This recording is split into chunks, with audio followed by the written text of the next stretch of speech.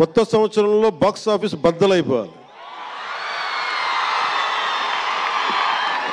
నేను ఇలాంటి మాటలు మాట్లాడు, నా సినిమాకి నేను మాట్లాడను.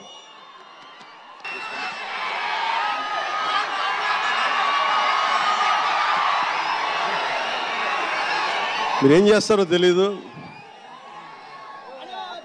మగధీరుడు అల్లూరి సీతారామరాజుగా మొత్తం జీవించేశాడు. అందరి తోటి నటుల మీద అమితమైన ఇష్టం చూపించేవాడు. అందరికీ ఫ్రెండ్ రామ్ చరణ్. అందరి హీరోలకి చాలా గౌరవంగా ఉండేవాడు. సంవత్సరానికి 100 రోజులు మా నాన్న ఏ పేరు మీద ఏం తలుచుకొని పెట్టాడో తెలియదు, కానీ 100 రోజులు, సంవత్సరంలో 365 రోజులు, కనీసం 100 రోజులు అయ్యప్ప స్వామి మాల అంటాడు, ఆంజనేయ స్వామి మాల అంటాడు.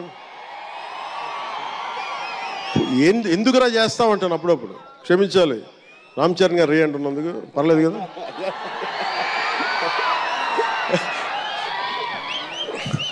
అంటే ఎందుకంటే నాకు బాధ్యత తప్పకుండా ఉండటానికి, నియంత్రించుకోవడానికి, అహంకారం రాకుండా ఉండటానికి, ఎప్పుడు చూడండి చెప్పులు లేకుండా ఉంటాడు. అంటే నాకే అనిపిస్తుంది, కనీసం నేను వేసుకునే చెప్పులు కూడా వదిలేడానికి ఇబ్బంది పడతాను అప్పుడప్పుడు.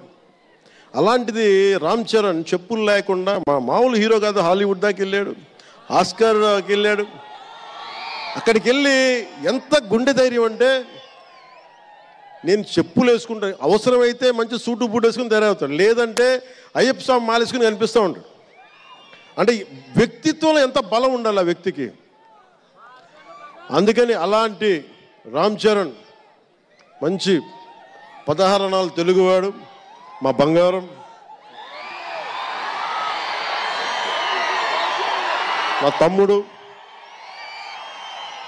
ఒక తల్లికి పుట్టకపోయినా కానీ నా తమ్ముడు. ఎప్పుడు ఎదిగే కొద్దీ ఒదిగుండేవాడు. అతనికి మరింత విజయం కలగాలని, అద్భుత విజయాలు కలగాలని మనస్ఫూర్తిగా ఒక బాబాయ్గా కాదు, ఒక అన్నగా ఆశీర్వదిస్తున్నాను. I love you, Ram Charan. I love you all.